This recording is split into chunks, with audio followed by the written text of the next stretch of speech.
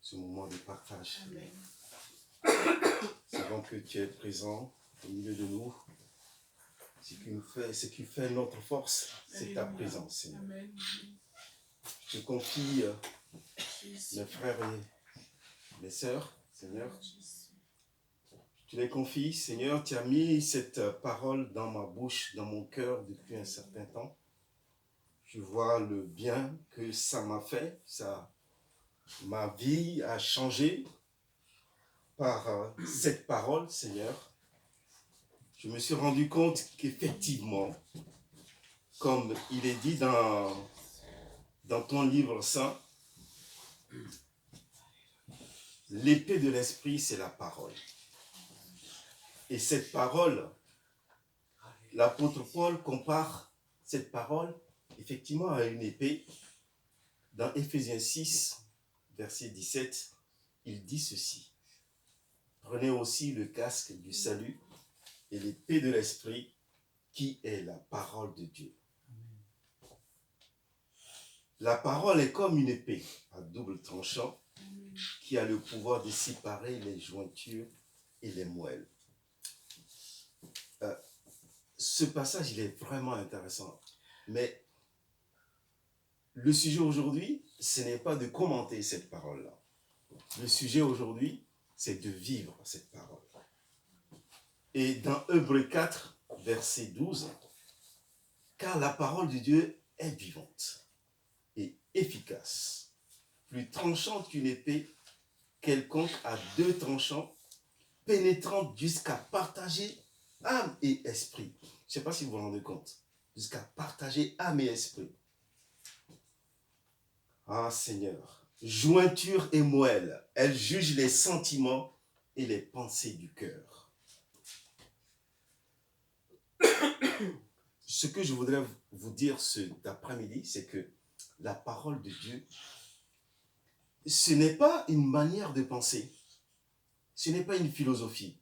Aujourd'hui, dans ce monde, nous aimons bien lire ce que les grands philosophes ont écrit parce que ça fait bien.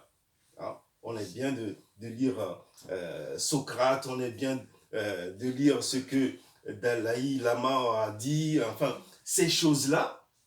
Mais la parole de Dieu, ici, frères et sœurs, ce qui est important, c'est que j'ai la certitude, c'est une certitude infaillible, que la parole de Dieu est là pour exterminer, détruire l'œuvre de Satan. Amen.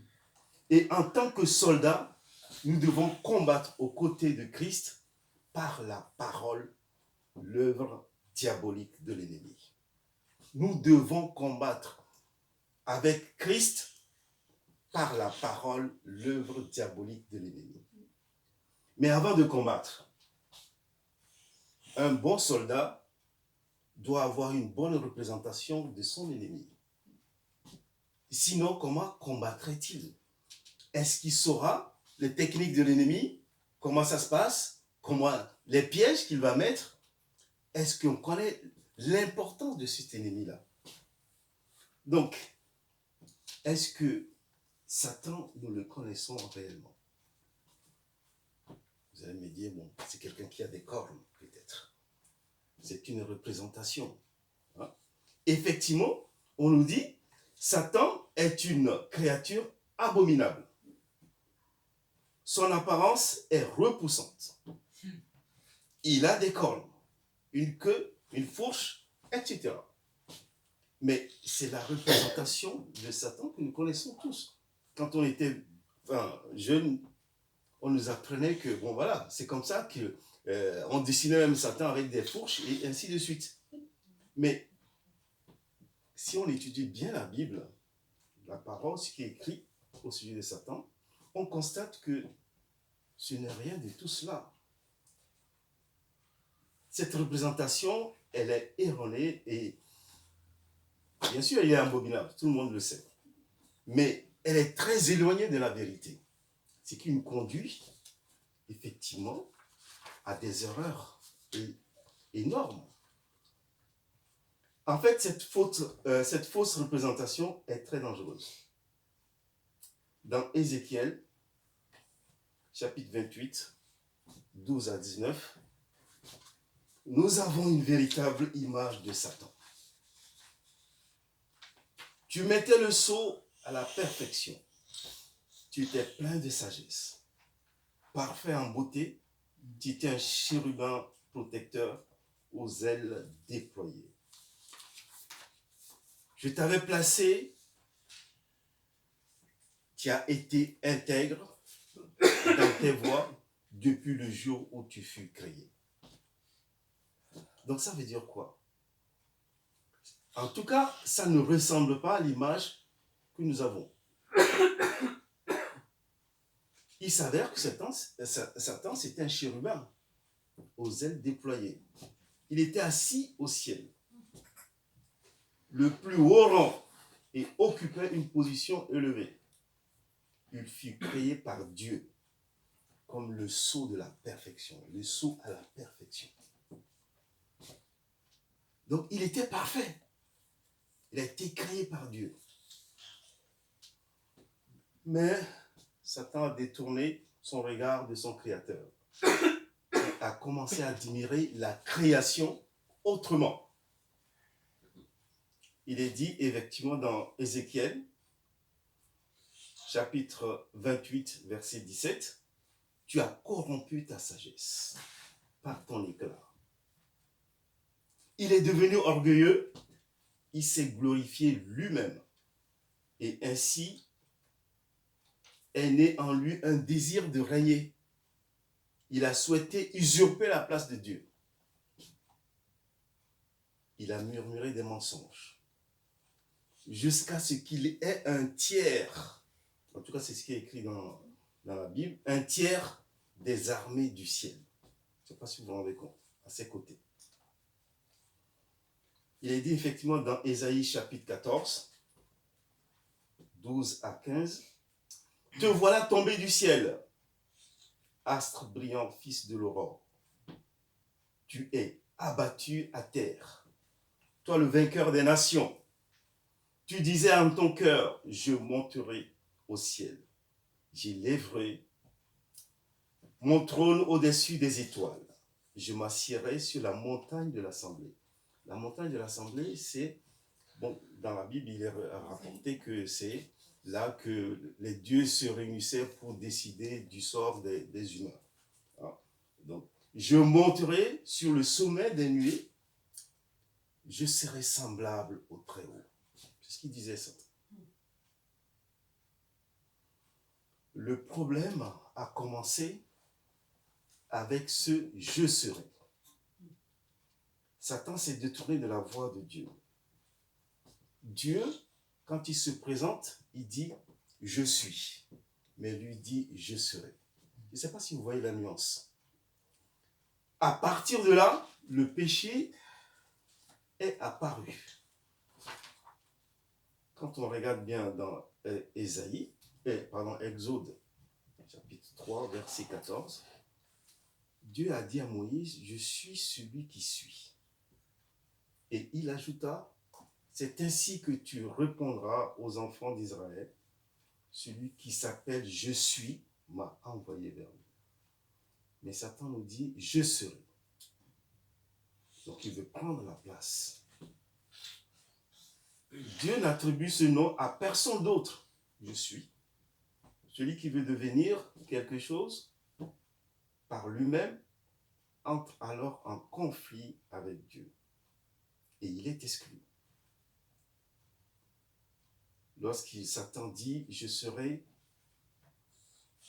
Bon, c'est vrai qu'on nous dit que le péché est arrivé dans le monde avec cette fameuse pomme dans le jardin d'Éden. Ce fruit. Ce fruit, bon, ce fruit dans le jardin d'Éden. Mais moi, je le situe ailleurs.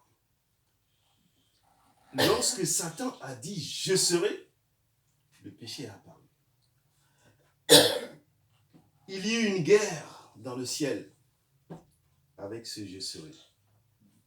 Michel et ses anges combattirent contre le dragon. Et le dragon et ses anges combattirent. Mais ils ne furent pas les plus forts. et leur place ne fut plus trouvée dans le ciel. Et il fut précipité, le grand dragon, le serpent ancien, appelé le diable et Satan, celui qui séduit toute la terre. Il fut précipité sur la terre et ses anges furent précipités avec lui. Apocalypse 12, 7 à 9. Alors, ce qui est important à comprendre, c'est qu'aujourd'hui, on est tous d'accord en disant ça, que Satan fut alors précipité hors du ciel. Aujourd'hui, il domine le monde. Son but ultime, c'est de s'élever au rang de Dieu sur la terre. Ça, il faut le comprendre. Son but ultime, c'est ça. Dieu ne dirige pas, je suis désolé de le dire, mais c'est un constat que je fais. Dieu ne dirige pas directement le monde, de façon directe. Mais ce n'est pas le cas de Satan. Donc, je répète, Dieu ne dirige pas le monde de façon directe. Mais c'est le cas de Satan aujourd'hui. Qui a quasiment, si je regarde, je dirais, il a quasiment le feu vert pour faire tout ce qu'il veut. Mais Jésus n'appelle-t-il pas Satan le prince de ce monde? Il est écrit dans Jean 12, verset 31. L'apôtre Paul lui-même dit, le Dieu de ce siècle. 2 Corinthiens, chapitre 4, verset 4. Dans tout cela, de tout cela, il faut comprendre quelque chose qui est quand même terrible. C'est que dans le plan de Dieu est d'apporter la preuve définitive que Satan est dans l'erreur, dans la faute, dans la tromperie. Il doit être prouvé sans l'ombre d'un doute que le chemin de Satan n'amène qu'à la mort et à la destruction. Le chemin de Satan n'amène qu'à la mort et à la destruction. On doit avoir une horreur, une sainte horreur du péché. Parce que ça n'amène que la désolation, la mort et la destruction. Quel est le plan de Satan et quelles sont ses armes? Pour que nous soyons armés contre Satan, il faut comprendre qu'il cherche à ce que nous soyons sous sa domination. Sous sa domination. Il y a des choses sur lesquelles nous ne pouvons pas, on se dit, ben non, on ne peut pas échapper. Des choses qui reviennent tout le temps, des péchés qu'on commet tout le temps, parce que nous sommes sous sa domination. Et, par exemple, on peut être malade, on va dire, bon, il y a une voix qui murmure dans la tête, ton Dieu t'a laissé tomber, tu es malade, hein, tu as des problèmes de couple, oh, dis donc, il est où ton Dieu? Il est où ton Dieu? Hein? Il y a des murmures comme ça. Il y a des gens qui viennent te murmurer des idées fausses, diaboliques. Déjà dans le jardin d'Éden, qu'est-ce qu'il disait? Genèse 3. Le serpent était le plus rusé de tous les animaux des champs que l'Éternel avait fait. Il dit à la femme, Dieu a-t-il réellement dit, vous ne mangerez pas de tous les arbres du jardin? Dieu a-t-il réellement dit que vous ne mangerez pas de tous les arbres du jardin? Lorsqu'Ève explique ce que Dieu a dit, nous voyons bien que l'ennemi a commencé à mettre la confusion dans cet ordre reçu de Dieu. L'ennemi agit toujours de la même façon. Il agit toujours de la même façon.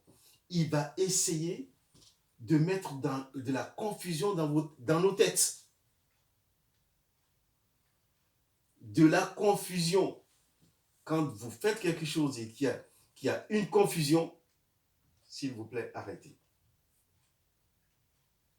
Revenez à la parole. Revenez à la parole.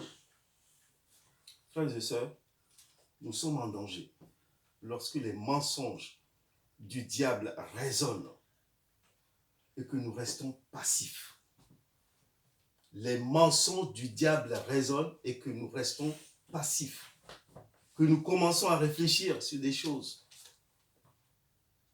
au lieu de méditer la parole de Dieu. L'ennemi utilise aussi des personnes. Je suis désolé, ça peut être nos enfants, nos frères, nos sœurs. Ça peut être nos épouses pour apporter la confusion dans nos têtes, dans nos pensées. Dieu te dit quelque chose, mais tu vas dire, oh, ma femme, elle m'a dit ça, si je fais ça, ça va se passer comme ci, ça va se comme... On a de la confusion dans nos têtes. On ne sait plus à quoi s'en tenir. Et c'est là que nous avons une arme formidable. Nous avons une arme.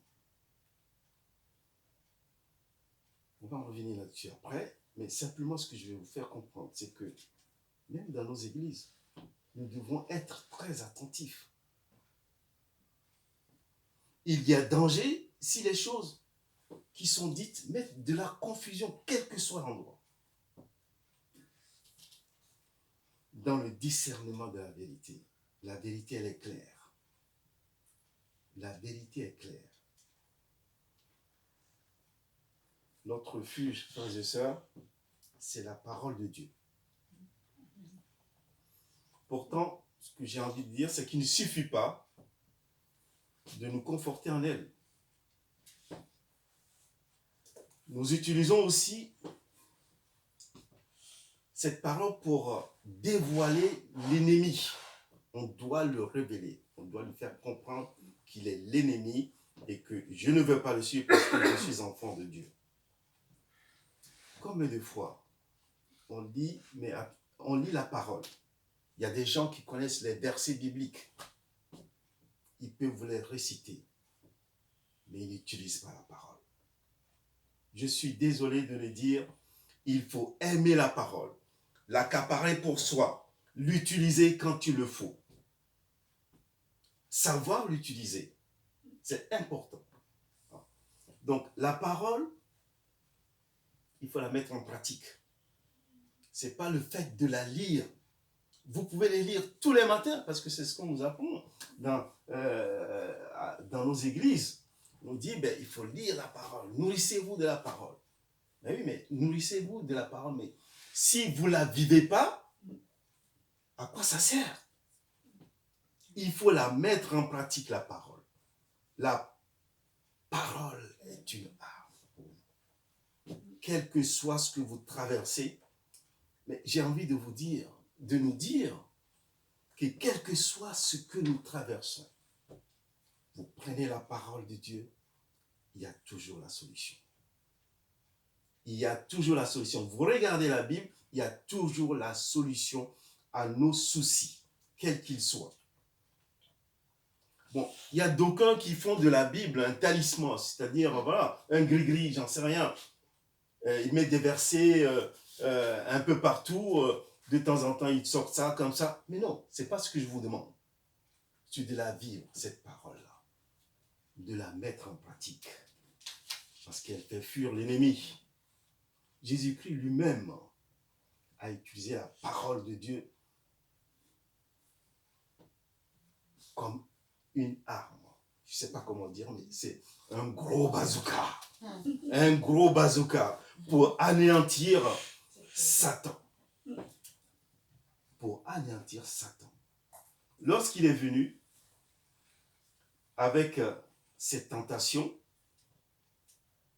il faut vous rendre compte que Jésus achevait une période de jeûne de 40 jours et de 40 nuits. Alors Jésus fut amené par l'Esprit dans le désert pour être tenté par le diable après avoir jeûné 40 jours et 40 nuits. Il eut faim. L'ennemi a utilisé quoi? Il a utilisé la convoitise, c'est-à-dire l'envie de la chair. Quand on a faim, quand on a faim, on a envie de manger. Il a utilisé le manger. Hein? Jésus a su répondre à l'ennemi. Il nous montre que la parole de Dieu prime sur le manger. Qu'est-ce qu'il a dit? Jésus répondit, il est écrit. Donc, il est écrit. Il est écrit, l'homme ne vivra pas de pain seulement, mais de toute parole qui sort de la bouche de Dieu. Nous mangeons pour poursuivre nos objectifs dans la vie. Ce n'est pas comme des animaux. Nous voulons aller loin. Donc, la parole utilisée par Jésus a mis fin à l'approche de l'ennemi. Il a encore essayé autre chose. Qu'est-ce qu'il nous dit dans Matthieu 4? Satan a voulu lui faire le rendre à sa soumission. Il lui a dit, il faut que tu m'adores. Mais Jésus lui dit quoi? Retire-toi, Satan. Car il est écrit, encore, il est écrit, tu adoreras le Seigneur, ton Dieu, et tu le serviras de lui seul. Donc la parole doit être vivante en nous. Bien les chrétiens citent des versets. Je veux bien qu'on connaisse les versets. On nous dit, bon voilà, il faut que, même les plans bibliques, quand on regarde par exemple Top Chrétien, je ne sais pas quoi, il y a des plans. Et on nous apprend des versets. Vous allez citer tel jour, vous allez citer tel verset, ainsi de suite.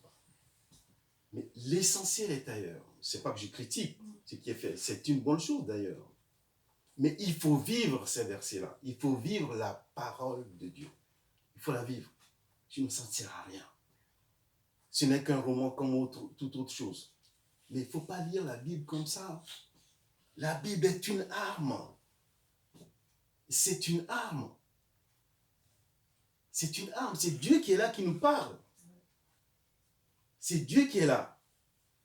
Et si, quand on lit la parole, on sait rappeler, on peut rappeler à notre Père Tout-Puissant ses promesses qu'il nous a faites.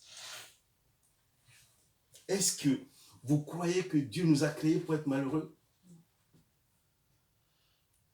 Il nous le prouve dans la parole qu'il nous dit tous les jours. Est-ce que Dieu nous a créés pour être, je ne sais pas? Non.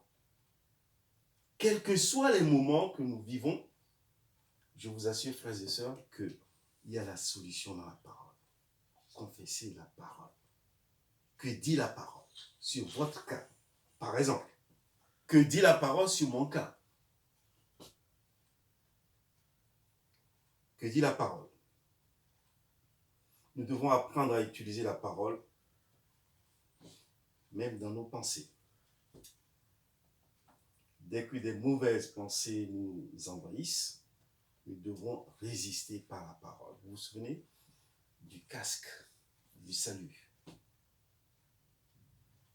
du bouclier de la foi. Donc ça, nous devons la confesser en évoquant le sang de l'agneau. Parce que Christ est venu pour ça. Lorsque vous vous sentez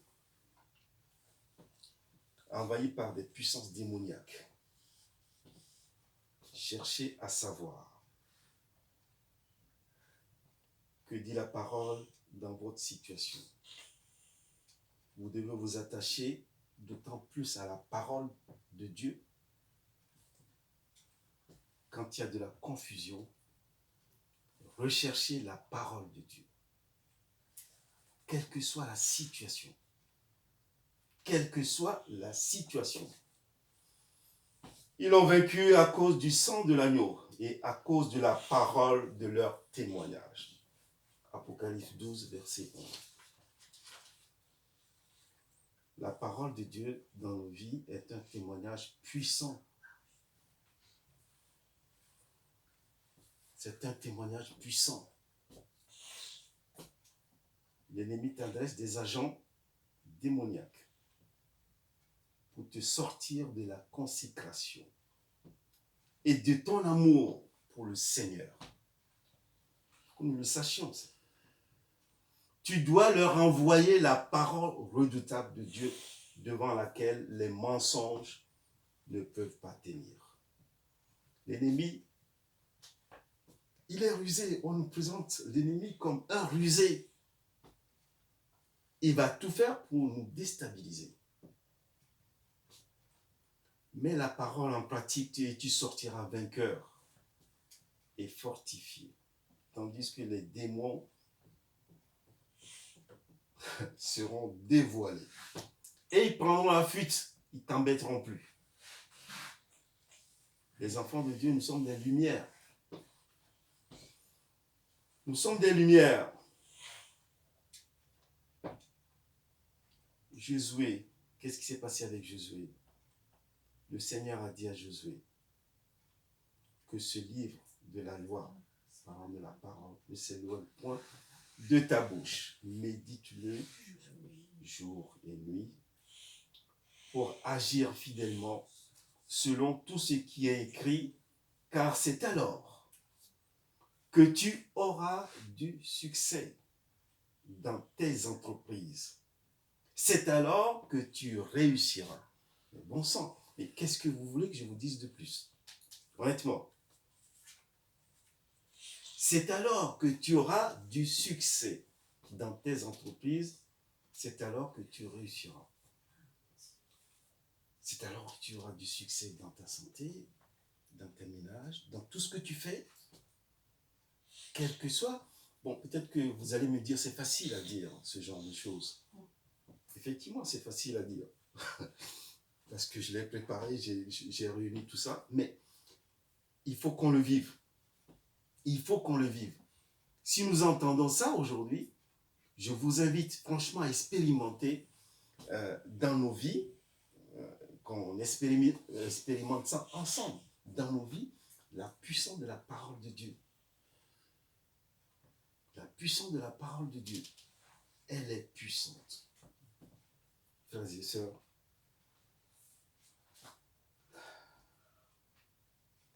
le diable vient contre les projets de Dieu.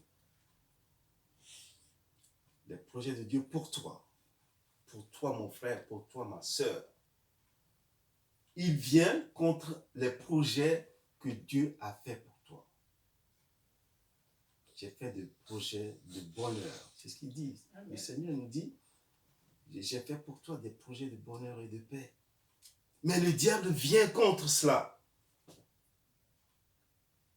Rappelle à Dieu, au Seigneur. Voilà, l'ennemi qui est là. Je ne peux pas. C'est ce que tu as dit dans ta parole. Je manque de sagesse, je manque de force. Viens à mon secours, Seigneur. Viens à mon secours. Si tu aimes la parole de Dieu et si tu l'emploies comme une épée puissante, qu'elle est, effectivement, que cette parole est, tu verras qu'à chaque attaque de l'ennemi, à chaque situation rencontrée, une parole existe. Dans la Bible pour vaincre l'ennemi. À chaque situation, une parole existe dans la Bible pour vaincre l'ennemi. Tu dois t'en accaparer pour lui montrer que tu vois son stratagème. Ses gesticulations, tu les vois. Tu lui dis, bon, écoute, tu arrêtes de m'emmerder, de m'embêter, hein? Tu ne me déstabiliseras pas. Je suis un enfant de Dieu. Je suis un enfant de Dieu. On ne doit plus lire, s'il vous plaît, s'il nous plaît, nous ne devons plus lire la Bible comme un devoir religieux. Il faut qu'on s'intéresse à connaître et à la mettre en pratique. Il s'agit de notre code de conduite. C'est notre code de conduite. Mais j'ai plein de choses à vous dire là-dessus, mais ce sera pour une prochaine fois. Je sais que mon frère attend. Ce sera vraiment pour une prochaine fois. Amen. Mais que le Seigneur nous bénisse, Amen. qu'il nous amène sur la route de la parole Amen. et que l'ennemi fuit de nous au Amen. nom de Jésus. Amen. Gloire à Dieu. Amen.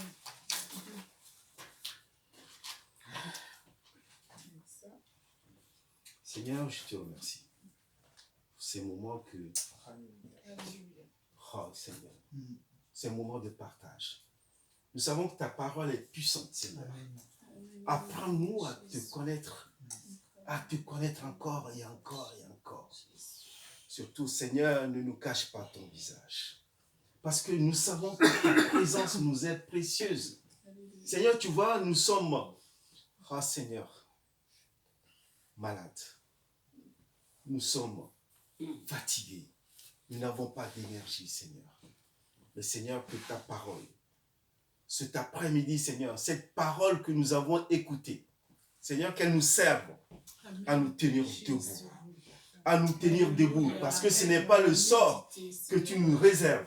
La maladie, non, je refuse. Ah Seigneur, les problèmes de couple, je refuse. Au nom de Jésus. Parce que ce n'est pas ce que tu nous as réservé, Seigneur. Ce ne sont pas tes projets, ce sont les projets de l'ennemi. Cet après-midi, je refuse les problèmes de couple. Je refuse les problèmes de misère. Je refuse les problèmes de non-emploi. Je refuse les problèmes de maladie. Au nom puissant de Jésus. Ah Seigneur, merci Seigneur. Merci pour la parole. Et je te confie mes frères, Seigneur, je te confie mes sœurs, Seigneur. Si c'est toi qui la déposes dans le cœur de chacun de nous, qu'elle germe, Seigneur. Oh Seigneur, que je veux voir ta majesté, ta grandeur sur le visage des uns et des autres. Seigneur, je t'en supplie, Père éternel. Parce que si tu as donné cette parole, tu ne l'as pas donnée en vain, Seigneur. Seigneur, tu sais ce que tu fais. Tu ne fais jamais rien au hasard, Seigneur. Alors, Père éternel, nous te demandons pardon les fois où nous n'avons pas su te suivre par les paroles, Seigneur. Nous t'en demandons pardon, Seigneur. Que ton